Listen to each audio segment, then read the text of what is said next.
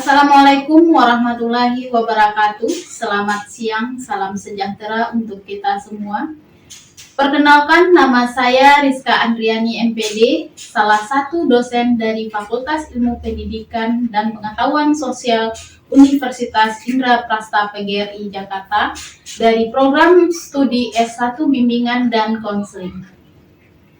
Latar belakang pendidikan saya yaitu S1 Bimbingan dan Konseling dan S2 Bimbingan dan Konseling di Universitas Negeri Padang. Adapun mata kuliah yang saya ampu pada semester ini yaitu mata kuliah Diagnostik Kesulitan Belajar dan Remedial dengan bobot 2 SKS. Yang kedua, Konseling Format Klasikal dengan bobot 3 SKS. Pada kesempatan kali ini, saya akan mengajar mata kuliah Diagnostik Kesulitan Belajar dan Remedial. Mata kuliah ini merupakan salah satu mata kuliah wajib dengan bobot 2 SKS.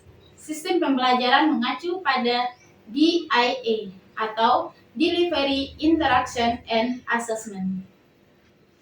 Video ini dibuat untuk memenuhi salah satu persyaratan sertifikasi dosen tahun 2024, yaitu pernyataan diri dosen dalam unjuk kerja Tridharma Perguruan Tinggi atau PDD UKT-PT khususnya di aspek pengajaran. Saya akan menjelaskan deskripsi informasi umum dari mata kuliah Diagnostik Kesulitan Belajar dan Remedial sebagai berikut. Capaian pembelajaran pada mata kuliah ini yaitu yang pertama, mahasiswa memiliki wawasan tentang pentingnya menguasai materi diagnostik kesulitan belajar dan remedial dan berbagai pendekatan dalam pelaksanaan diagnostik kesulitan belajar. Yang kedua, mahasiswa memiliki wawasan tentang rencana pelaksanaan diagnostik kesulitan belajar dan remedial, serta langkah-langkahnya. Dan yang ketiga, mahasiswa memiliki keterampilan dalam penyelesaian masalah-masalah pendidikan secara umum dan permasalahan MEKA secara khusus. Mata kuliah ini membahas tentang konsep dasar pelaksanaan diagnostik kesulitan belajar dan remedial di satuan pendidikan, yang mengkaji tentang pengertian, prinsip, kriteria, sasaran, dan standar operasional evaluasi hasil belajar sebagai proses diagnostik kesulitan belajar peserta didik. Pembahasan dilanjutkan dengan prosedur remedial berdasarkan hasil diagnostik kesulitan belajar. Perancangan program kolaborasi guru mata pelajaran dengan guru BK atau konselor untuk menyelenggarakan pengajaran perbaikan dan susulan sebagai bantuan bagi peserta didik yang mengalami kesulitan belajar. Pada mata kuliah ini, mahasiswa akan ditugaskan untuk berlatih ke lapangan melaksanakan diagnostik kesulitan belajar. Setelah mendapatkan hasil diagnostik kesulitan belajar, mahasiswa akan merancang sebuah program untuk menangani permasalahan siswa terkait dengan kesulitan belajar dan untuk dikolaborasikan dengan guru mata pelajaran. Baik, mari kita saksikan video berikutnya. Assalamualaikum warahmatullahi wabarakatuh. Waalaikumsalam warahmatullahi wabarakatuh. Selamat siang. Siang. Masih semangat? Masih. Oke, sebelum kita melanjutkan perkuliahan, mari kita berdoa agar kuliah kita berjalan dengan lancar. Berdoa mulai.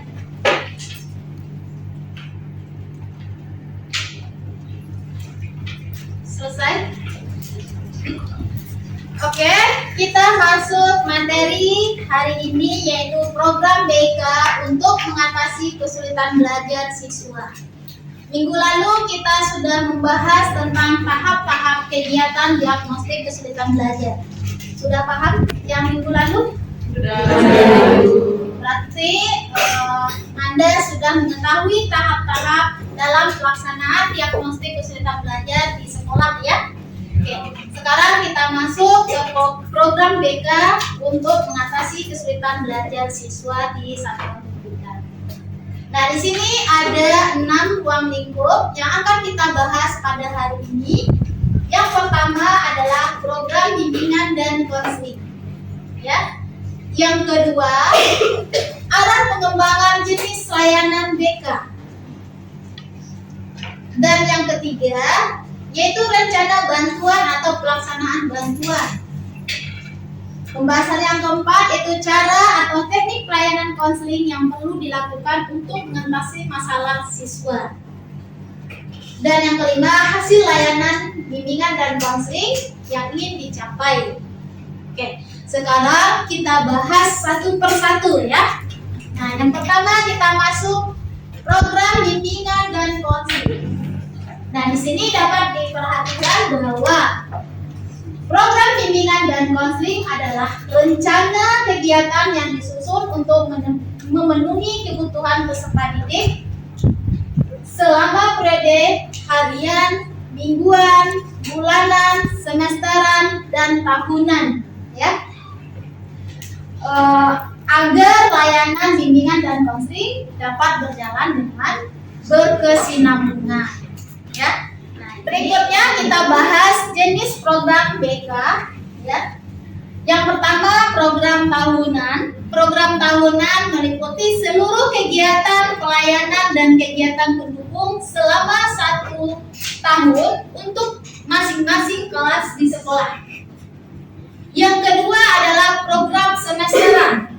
Nah, program semesteran meliputi seluruh kegiatan pelayanan dan kegiatan pendukung selama 1 semester untuk masing-masing kelas yang merupakan jabaran dari program tahunan.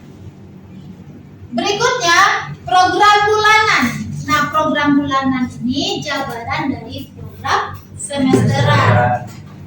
Nah, selanjutnya adalah program mingguan. Program mingguan jabaran dari program bulanan.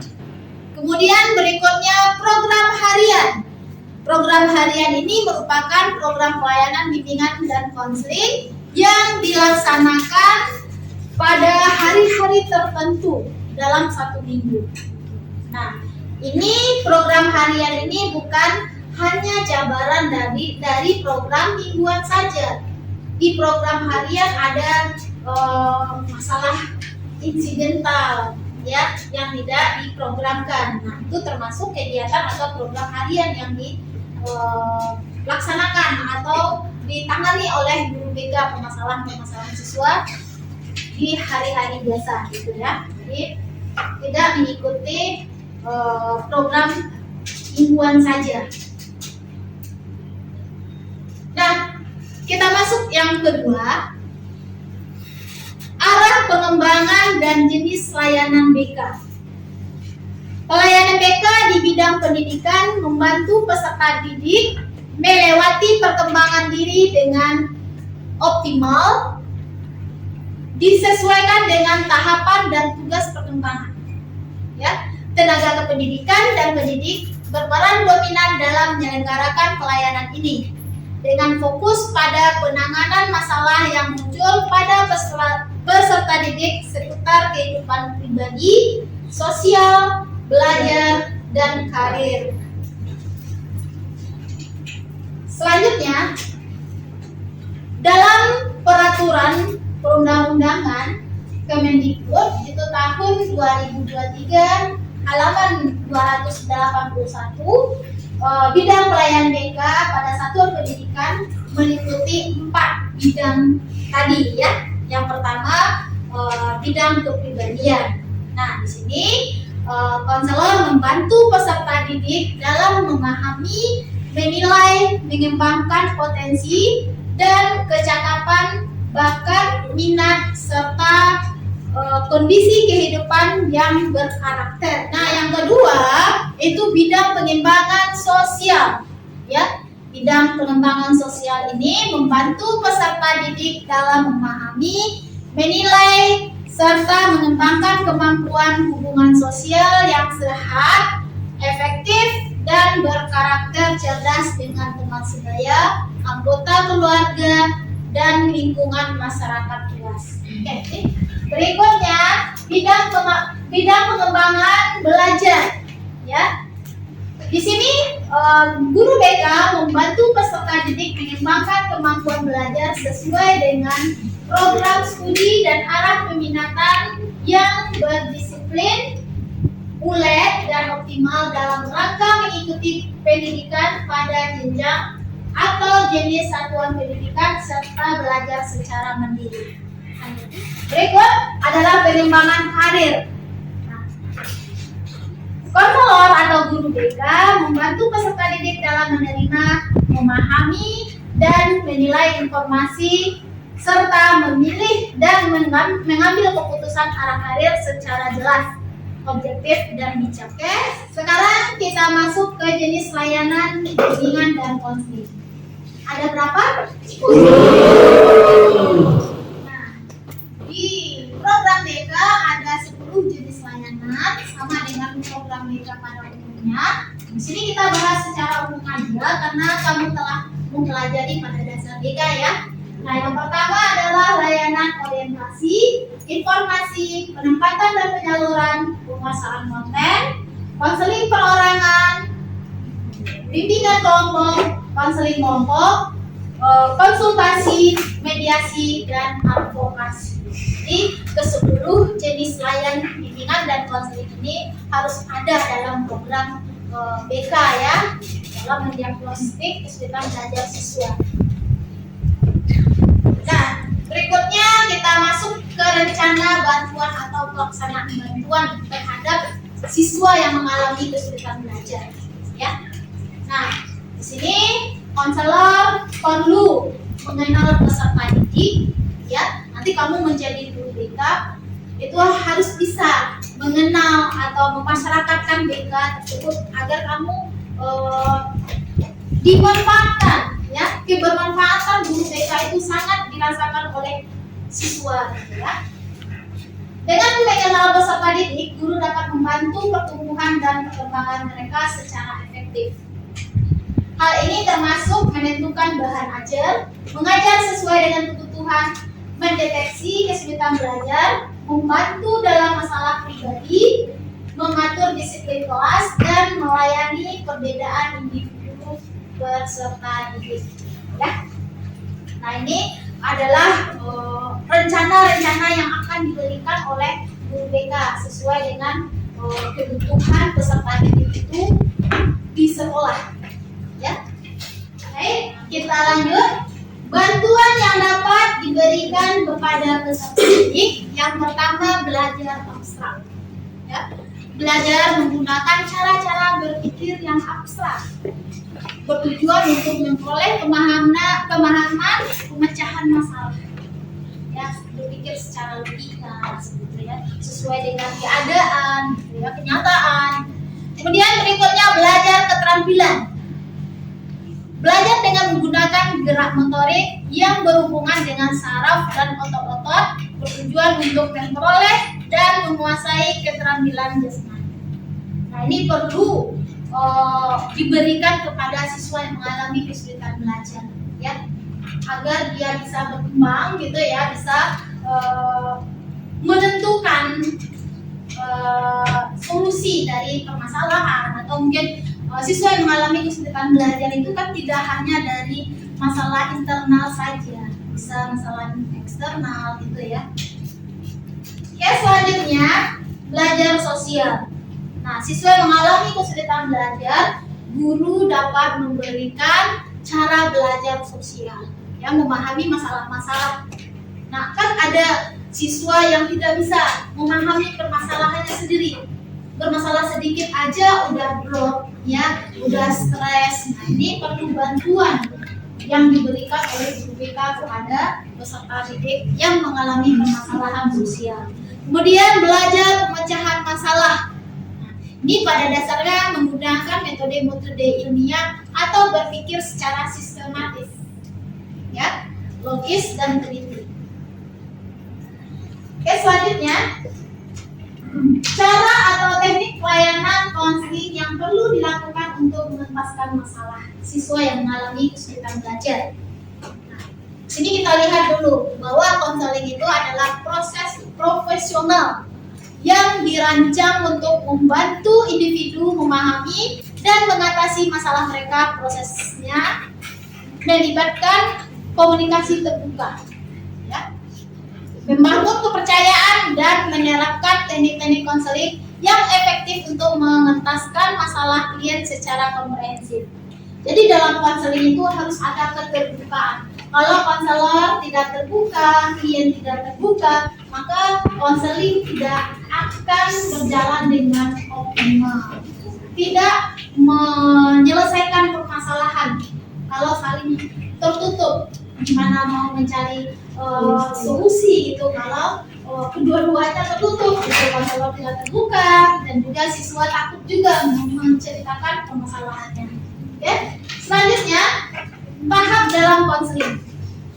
Nah, sebelumnya kamu sudah belajar nih ya. Nah, dalam mata kuliah diagnostik kesulitan belajar kita bahas juga ini bahwa dalam konseling itu ada 5 tahapan. Pertama adalah tahap pengantaran, penjajakan, penafsiran, pembinaan, dan penilaian. Nah, pada tahap pengantaran, konselor harus bisa membuat kliennya lebih rileks gitu ya, agar apa yang diceritakan klien tidak merasa was-was gitu ya, dan juga sudah merasa santai ya. Contohnya seperti ini, bagaimana kabar ya, dengan apa ke sini gitu ya. Jadi tidak kliennya tidak merasa tegang, takut atau cemas. Kemudian tahap penjajakan. Dalam penjajakan ini konselor memberi pertanyaan, misalnya seperti ini, kira-kira apa yang dirasakan oleh si klien. Nah, klien akan menceritakan perasaannya gitu ya, menceritakan permasalahannya, kemudian ditafsirkan, atau di tahap penafsiran ini konselor menafsirkan, ternyata permasalahanmu seperti ini. Jadi lebih kurang penguatan dari permasalahan itu untuk meyakinkan ternyata ini loh masalahnya. Nah, konselor akan berpikir seperti ini nantinya solusi dari permasalahan. Kemudian tahap pembinaan. Dalam tahap pembinaan ini konselor bersama-sama dengan klien untuk mencari solusi dari permasalahan klien tersebut ya. Dalam konseling, konselor memandirikan klien. Jadi permasalahan klien itu bukan terfokus konselor yang memberikan solusi gitu. Konselor juga bisa, kira-kira dari permasalahan kamu ini apa yang akan kamu lakukan. Nah, kliennya akan berpikir gitu ya, saya akan begini bu ya. Nah, jadi dia berpikir untuk mencari solusi dari permasalahannya. Nah, konselor akan mengarahkan, akan memberikan, ya benar, kira-kira kalau kamu lakukan seperti ini akan lebih baik untuk menyelesaikan permasalahan kamu gitu ya. Nah, jadi dalam pembinaan ini bukan konselor saja yang mencari atau solusi, maksud saya mencari solusi ya. Jadi bersama-sama gitu ya. Nah, di penilaian, setelah bersama-sama mencari solusi permasalahan, dalam tahap terakhir itu penilaian. Bagaimana perasaan si klien tersebut dengan membahas solusi atau permasalahan secara luas, kemudian solusinya seperti ini, apakah dia merasa lega, apa merasa terbantu, atau bagaimana. Nah, ini perlu diberikan penilaian. Dalam konseling itu penilaian segera setelah konseling ya. Nah, jadi 5 tahap ini dalam kegiatan diagnostik kesulitan belajar juga dilaksanakan oleh seorang konselor. Kemudian selanjutnya kita lanjut teknik konseling. Ya. Dalam teknik konseling yang pertama mendengarkan aktif. Konselor harus mendengarkan, nah ini sifatnya harus ya, harus mendengarkan klien dalam konseling. Misalnya kliennya sudah bercerita banyak ya, tapi konselornya main HP atau balas WA orang lain. Nah, itu tidak boleh di dalam konseling ya, karena klien tidak merasa dihargai atau didengarkan.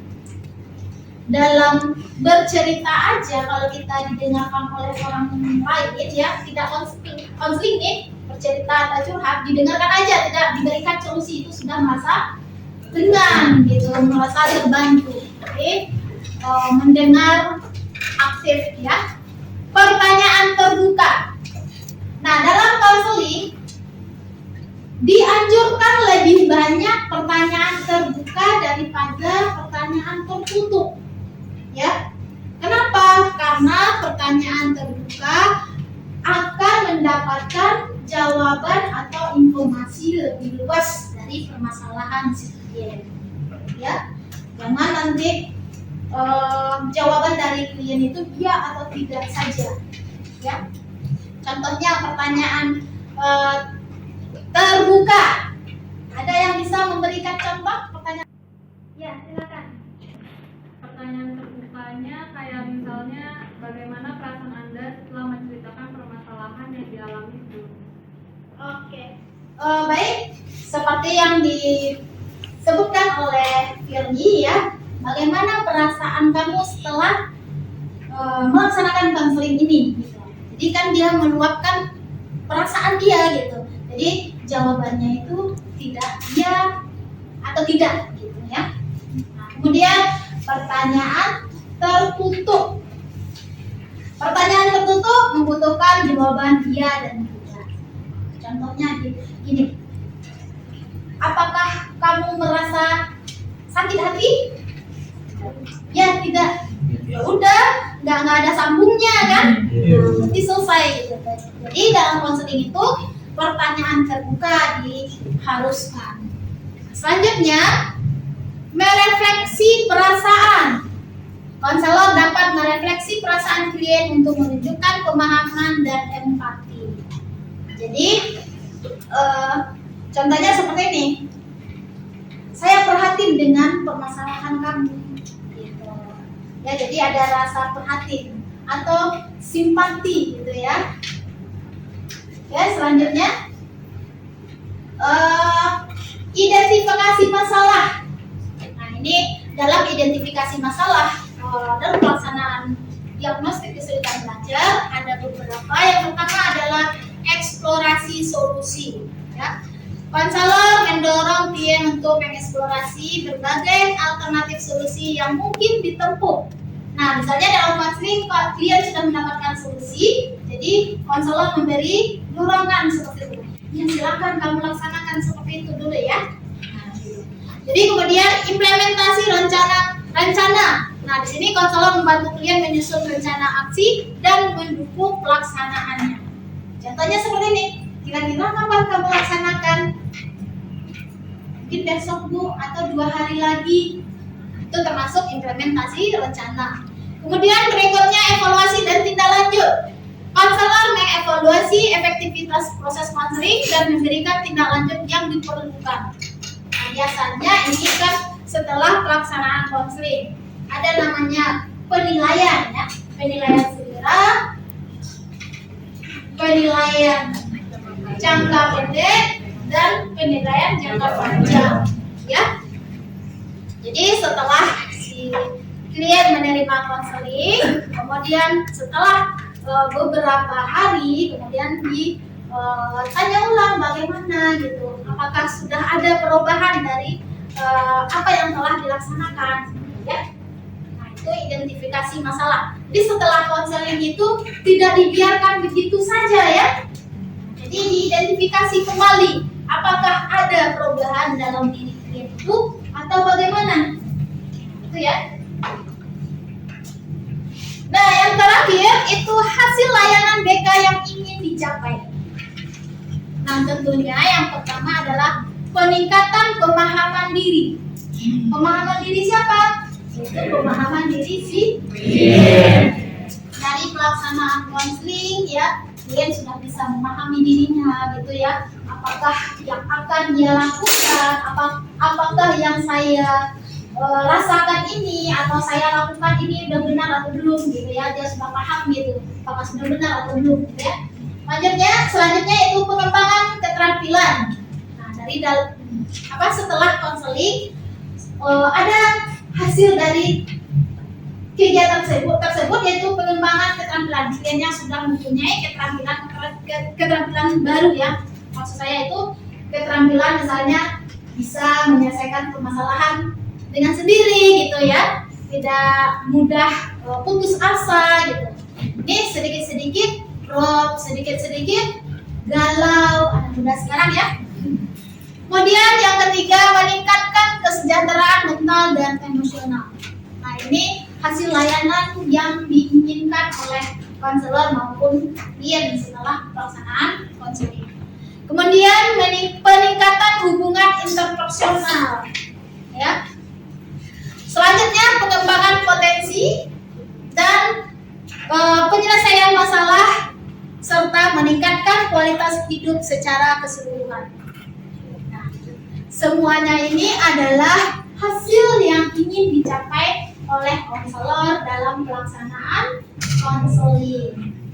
Oke, baik. Ada yang mau bertanya? Saya mau bertanya, Bu. Ya, silakan. Todi. Tadi sebelumnya Ibu membahas tentang tahapan konseling ya, Bu ya. Iya.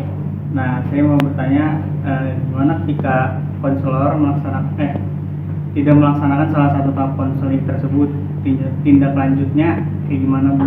Oke. Baik, pertanyaan dari Rivaldi yaitu bagaimana jika dalam pelaksanaan konseling ada tahap yang terlupakan oleh konselor, ya? Nah, jika konselornya sadar, oh iya, lupa ini tahapnya belum saya lakukan gitu. Mungkin konselor bisa kembali ke tahap itu ya, sehingga apa yang diinginkan dalam pelaksanaan konseling itu terwujudkan gitu ya. Tapi kalau konselornya tidak menyadari, mau tak mau ya konseling lanjut gitu ya. Oke, paham Rivaldi? Bu, terima kasih, Bu. Baik, ada lagi yang mau bertanya terkait dengan materi kita hari ini? Oke, baik, Nada, silakan. Ya Bu, saya ingin bertanya, kita ini kan calon guru BK. Nah, terkhusus dari program yang sudah dijelaskan, apakah ada perbedaan pendekatan antara program yang diterapkan di sekolah negeri dan program di sekolah swasta dalam mengatasi kesulitan belajar? Oke. Baik, pertanyaan dari Nada, apakah ada perbedaan program kegiatan BK itu sekolah negeri dan sekolah swasta gitu ya? Perbedaannya tidak ada. Tetap ada program tahunan, semesteran, bulanan, mingguan, dan harian. Tetapi isi programnya pasti berbeda sesuai dengan kebutuhan. Tapi kalau programnya itu sama, ya, program tahun sampai harian. Di sekolah negeri pun yang berbeda tingkat atau sama dengan sama tingkat tapi berbeda sekolah itu isinya berbeda karena setiap kebutuhan siswa itu berbeda-beda dalam pembuatan program konseling dengan program pembelajaran mata pelajaran itu berbeda ya. Jadi nggak bisa dalam pembuatan program itu dipakai program terdahulu, nggak bisa, harus melakukan net assessment dulu ya. Gimana Nada? Baik, oke. Sudah kita bahas tentang program BK untuk mengatasi kesulitan belajar. Kira-kira apa yang kamu rasakan setelah mendapatkan materi ini? Coba siapa yang bisa menjelaskan apa yang kamu rasakan gitu ya? Dalam mungkin, ya silakan. Dari pemaparan yang telah Ibu sampaikan, kami jadi paham dan saya sendiri tentunya jadi paham tentang program bimbingan konseling untuk diagnostik mengalami kesulitan belajar siswa. Oke, diagnostik kesulitan belajar siswa ya. Oke, baik, terima kasih telah memahami materi yang saya sampaikan. Semoga apa yang disampaikan bisa bermanfaat untuk lapangan ya, karena mata kuliah ini Anda melakukan praktik ke lapangan ya. Oke. Karena waktu kita sudah habis juga, kita akhiri perkuliahan hari ini dengan mengucapkan Alhamdulillah. Saya akhiri. Wassalamualaikum warahmatullahi wabarakatuh. Waalaikumsalam.